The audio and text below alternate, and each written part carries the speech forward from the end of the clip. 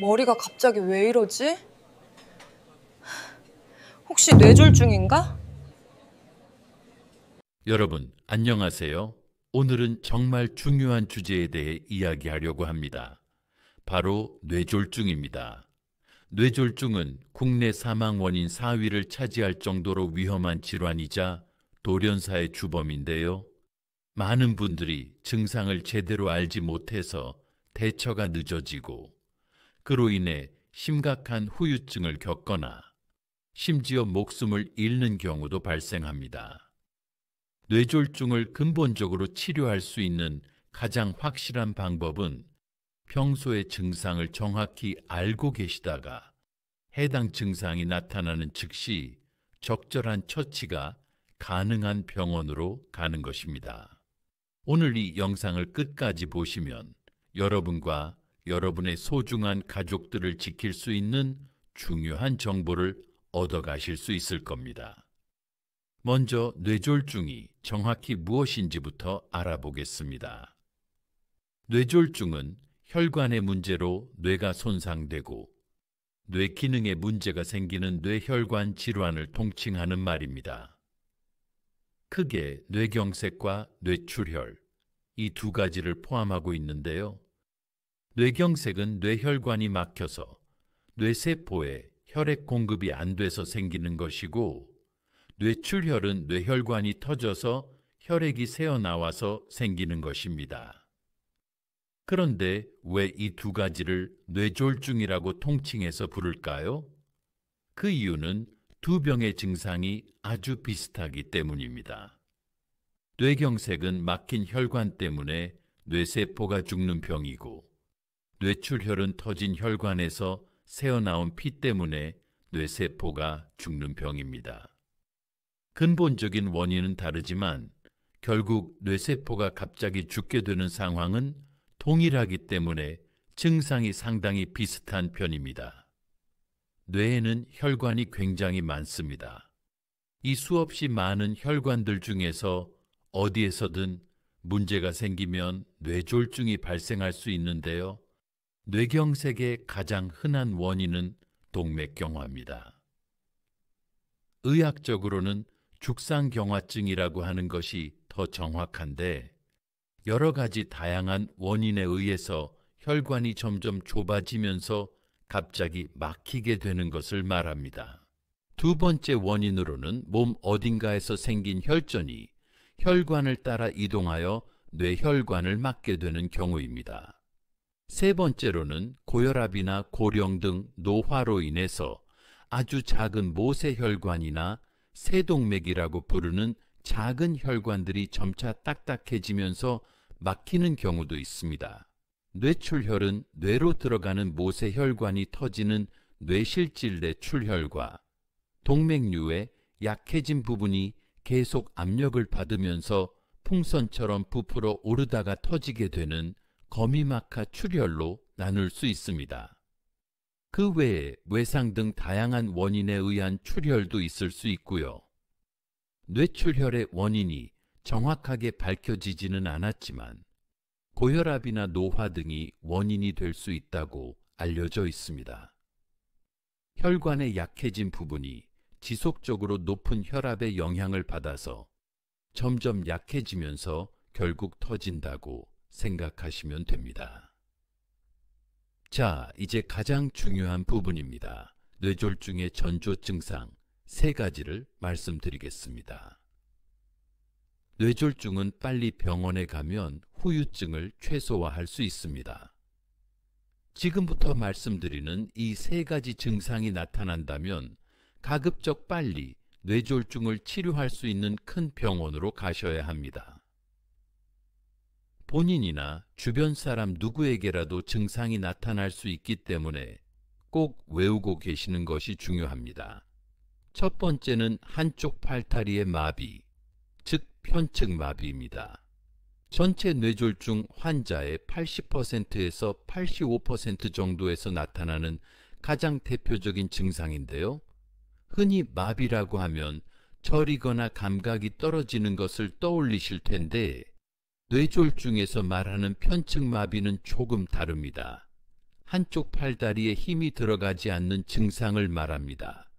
예를 들어 설거지하다가 평소와 손의 느낌이 다르면서 그릇을 떨어뜨려서 깨졌다든지, 젓가락을 쓰고 있다가 힘이 빠져서 떨어뜨렸다든지, 컵으로 물을 마시고 있다가 약간 어지러우면서 손에서 힘이 빠져서 들고 있던 것을 놓쳤다든지, 혹은 똑바로 서 있었는데 다리에서 힘이 점점 빠지면서 몸이 옆으로 기울어지거나 결국 넘어지면서 걸을 수 없는 증상, 이렇게 힘이 빠지면서 팔을 들거나 다리를 들거나 손으로 쥐는 동작이 되지 않는 것을 편측마비라고 합니다. 두 번째는 안면마비입니다. 전체 뇌졸중 환자의 약 절반 정도에서 나타나는 증상으로 한쪽 얼굴이 움직이지 않거나 비뚤어지는 증상입니다. 사실 얼굴을 담당하는 운동신경의 마비라는 측면에서 편측마비와 마찬가지의 증상인데요. 주변에서 보면 쉽게 알아차릴 수 있을 정도로 표정이 삐뚤어지고 양쪽 대칭이 깨지는 상황이 나타납니다. 세 번째는 언어장애입니다. 전체 뇌졸중 환자의 약 4분의 1 정도에서 나타나는 증상인데요. 뇌졸중으로 인한 언어장애는 실어증과 구음장애, 이 두 가지로 분류됩니다. 실어증은 머릿속에서 내가 무슨 말을 하고 싶은지 그 하고 싶은 말 자체가 만들어지지 않는 증상입니다. 다시 말해서 머릿속에서 언어 자체가 생성이 안 되는 것이고요. 구음장애는 발음장애라고도 하는데 머릿속에서 하고 싶은 말은 있고 그 말을 입을 움직여서 하고는 있는데 발음을 만드는 기관, 즉 목이나 성대, 혀, 입술 근처, 이런 기관들의 마비가 생기면서 발음이 굉장히 어눌해지고 말은 계속 하는데 다른 사람들이 알아들을 수 없는 현상을 말합니다. 여기서 정말 중요한 포인트를 말씀드릴게요. 지금 말씀드린 세 가지 증상, 편측마비, 안면마비, 언어장애, 이 중 하나만 나타나도 뇌졸중을 의심해야 합니다. 그런데 이 세 가지가 갑자기 동시에 나타난다면 이 환자가 뇌졸중일 가능성이 70%를 넘어갑니다. 셋 중 하나만 나타났다 하더라도 1시간 이상 증상이 지속된다면 뇌졸중의 가능성이 상당히 높습니다. 비교적 증상이 빠르게 호전되었고 정밀 검사 결과 뇌졸중이 아니라고 하더라도 3개월 이내에 뇌졸중이 발생할 위험성이 높은 위험군이라고 말씀드릴 수 있습니다. 특히 나이가 많거나 고혈압이나 당뇨 같은 질환을 앓고 계신다면 더욱더 조심하셔야 합니다. 이외에 흔히 두통이나 어지럼증을 뇌졸중의 전조 증상이라고 생각하시는 분들이 많은데요. 사실 두통이나 어지럼증만 나타나면, 다시 말해서 앞서 말씀드린 편측마비, 안면마비 혹은 언어장애가 없이 두통이나 어지럼증만 나타날 때에는 뇌졸중이 발생할 가능성이 높지 않습니다. 하지만 병원에서 정밀 검사를 하기 전까지는 뇌졸중이 아니라는 말을 할 수 없다는 것이 의사 입장에서도 답답한 부분입니다. 두통이나 단순 어지럼증만 있을 때 뇌졸중일 가능성이 낮기는 하지만 실제로 진료를 본 환자분들 중에서도 동반 증상 없는 두통이나 단순 어지럼증으로 내원하셨다가 뇌졸중으로 진단되는 분들이 있기는 합니다. 만약 본인이 고위험군이거나 뇌졸중이 아닐까 걱정이 많이 되신다면 일단 병원에 오시는 것을 추천해 드립니다. 건강 문제는 다소 조심스럽게 생각하는 것이 안전하니까요.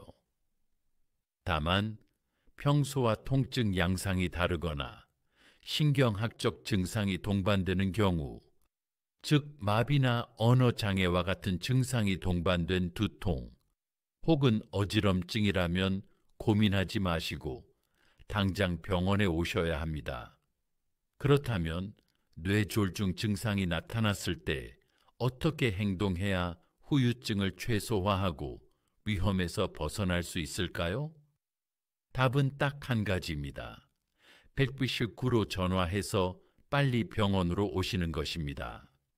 먼저 전화를 하시고 그 다음에 팔다리를 주무르시는 것이 낫습니다. 우황청심환을 먹고 기다려 볼까? 하룻밤 자고 나면 좀 나아지지 않을까? 이런 생각 절대 금물입니다. 최대한 빨리 뇌졸중을 치료할 수 있는 병원으로 오셔야 하는데 그런 응급 상황에서는 우리나라에서는 119가 가장 빠릅니다. 예전에는 뇌졸중 골든타임, 그러니까 병원에 도착해야 하는 시간을 증상 발생으로부터 3시간이나 4시간 정도라고 얘기를 많이 했었습니다. 그런데 뇌졸중 증상이 나타나는 환자분들이 병원에 가면 입원하겠구나 생각하고 샤워하고 짐 다 챙겨서 천천히 병원에 오시는 경우들이 종종 있었습니다. 3시간은 안 넘으면 되지 않냐 하시면서요. 절대 이러면 안 됩니다. 골든타임에 여유는 없습니다. 분 단위, 초 단위로 여러분들의 뇌세포는 계속 죽어가고 있습니다. 그리고 응급치료, 혈관을 뚫는 응급치료는 초반에만 할 수 있습니다. 그러니 기다리지 말고 일단 119를 불러서 빨리 병원에 오셔야 합니다. 뇌졸중 환자분들이 받는 치료는 크게 3단계로 나눌 수 있습니다. 첫 번째는 정밀검사와 혈관 재개통 치료, 두 번째는 약물 치료와 집중 모니터링, 세 번째는 재활 치료입니다. 응급으로 병원에 오시면 먼저 CT나 MRI 같은 정밀 검사를 통해 뇌세포가 얼마나 어떻게 손상되었는지, 어디에 혈관이 막혔는지, 뇌의 혈액 공급은 얼마나 줄었는지 등을 종합적으로 진단합니다. 이후 환자분의 상태에 따라서 막힌 뇌혈관을 열어주는 혈관 재개통 치료를 고려합니다. 뇌손상이 많이 진행되어서 치료 효과가 떨어질 것으로 예상되는 경우 혹은 거꾸로 혈관 재개통 치료의 합병증 위험을 감수할 필요가 없을 정도로 뇌손상이 적은 경우에는 혈관 재개통 치료를 하지 않고 약물 치료를 진행하게 됩니다. 약물 치료 기간에는 뇌졸중이 악화되지 않도록 관리하고 여러 가지 검사를 통해 뇌졸중의 원인을 찾습니다. 뇌졸중은 초반 72시간 이내에 빠르게 악화되는 경우들이 있는데 이를 조기 신경학적 악화라고 하고 보통 20% 정도의 뇌졸중 환자에서 나타납니다. 약물 치료는 이렇게 악화되지 않도록 집중적으로 치료하는 기간입니다. 통상 급성기 뇌졸중 환자는 5일에서 일주일 정도 입원 치료 및 검사가 어느 정도 마무리됩니다. 이 정도 시점이 되면 장기적인 재발 예방을 위한 약의 종류와 추적 검사 시기를 정하는 등 장기적인 치료 방침이 어느 정도 결정됩니다. 퇴원하고 난 이후에는 약물 치료, 정기적인 검사, 그리고 관찰을 하게 됩니다. 마비가 심하거나 퇴원을 바로 하지 못하실 정도로 후유증이 심하다면 재활치료를 이어가는 것이 안전합니다. 보통 환자분들에게 나타나는 후유증, 거동 불편이나 편측 마비 같은 증상은 초반에 다소 악화되는 경우들이 있는데 하지만 이후 한 달에서 3, 4개월 정도에 걸쳐서 상당히 호전되는 경우들이 많습니다. 많은 분들이 뇌졸중 치료 이후에 예전처럼 불편함 없이 잘 살 수 있을까 많이 궁금해 하십니다. 병원 치료 통계를 보면 보통 치료 후 3개월 시점에 55%에서 60% 정도, 그리고 1년 시점에 65% 정도까지 예전과 같은 활동이 가능할 정도로 회복이 됩니다. 뇌졸중 환자의 절반 이상은 증상도 경미하고 회복도 잘 된다는 뜻입니다. 물론 사망이나 영구적인 장애가 남을 정도로 심각한 경우도 분명히 있습니다. 뇌졸중 이후 사망률이 국내 통계에서는 3개월 시점에 10% 정도, 1년 시점에 15% 정도로 추산하고 있습니다. 그리고 앞서 절반 정도의 환자들은 잘 회복되어서 발병 이전 생활로 돌아갈 수 있다는 말씀을 드렸는데요. 하지만 거꾸로 말해서 약 3분의 1 정도의 환자는 여전히 상당한 후유장애를 안고 살아갈 수밖에 없는 게 현실입니다. 뇌졸중 이후 뇌조직 손상은 초기에 이미 다 발생해 버립니다. 따라서 후유증의 위험을 줄이기 위해서는 증상을 발견하는 즉시 병원을 찾는 것이 가장 중요합니다. 마지막으로 뇌졸중의 재발에 대해 말씀드리겠습니다. 뇌졸중은 재발이 잘 되는 병이고 재발했을 때의 위험성도 사실 상당히 높은 편입니다. 일반적으로 1년에 6%, 그리고 5년에 10%에서 15% 정도는 재발을 하는 것으로 알려져 있습니다. 그런데 이 수치는 병원을 잘 다니면서 약을 계속 드시고 관리와 추적 관찰이 잘 되는 환자분들만 포함한 숫자입니다. 다시 말해서 치료 이후에 병원에 아예 오시지 않고 약을 안 드시는 분들을 포함하면 이 재발률은 훨씬 높아질 것입니다. 혹시 모를 재발 위험성에 대비하려면 다음과 같은 내용을 알고 계시는 것이 중요합니다. 첫 번째, 퇴원 후 치료 계획에 따라서 약을 꾸준히 잘 드시고 정기적으로 병원을 다니면서 뇌혈관 상태를 검사해 보는 것이 가장 중요합니다. 두 번째는 위험인자 관리입니다. 고혈압이나 고지혈증 같은 것은 병원에서 약을 들이면 잘 관리가 되는 편입니다. 그런데 가장 해롭고 관리가 안 되는 것이 담배입니다. 힘들어 하시는 것은 압니다. 하지만 담배는 꼭 끊어야 됩니다. 정말 하나도 도움이 안 되는 것이 담배이고 백해무익한 것이 담배입니다. 또 당뇨병은 뇌졸중 재발 위험성을 굉장히 높입니다. 그런데 문제는 병원에서 처방하는 약을 잘 드시는 것과 함께 식이요법이나 운동 등의 생활습관 관리를 꾸준히 함께 해 주셔야 한다는 점입니다. 병원에서 드리는 약은 혈당 조절의 절반밖에 못합니다. 나머지 절반의 혈당 조절은 환자분께서 스스로 하셔야 합니다. 마지막으로 유산소 운동입니다. 약 하나 더 먹는 것보다 유산소 운동을 꾸준히 하시는 것이 재발 예방 효과가 훨씬 뛰어납니다. 유산소 운동은 보통 숨이 조금 찬 정도로 빠르게 걷기, 이것을 하루에 15분에서 20분 이상 매일 하시라고 보통 말씀드리고 있습니다. 하지만 직장 다니시는 분들은 매일 운동할 시간을 내기가 어려우실 겁니다. 그렇다면 주 3회 정도 30분 이상 숨이 찰 정도로 운동하는 것도 비슷한 효과를 낼 수 있습니다. 뇌졸중은 기본적으로 회복이 되는 병입니다. 환자분의 의지만 있다면 장기적으로도 관리가 잘 되는 병입니다. 뇌졸중 환자의 절반 이상은 잘 치료가 되고 무리 없이 일상생활로 복귀합니다. 따라서 뇌졸중 환자분들은 절대 불안해하지 마시고 좋아질 것이라는 희망을 잃지 마시길 바랍니다. 오늘 영상이 도움이 되셨다면 여러분의 소중한 가족과 친구들에게도 꼭 공유해 주세요. 뇌졸중은 시간과의 싸움입니다.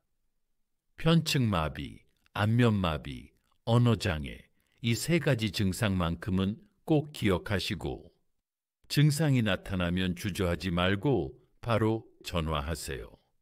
여러분과 여러분의 가족 모두 건강하시길 바랍니다. 감사합니다.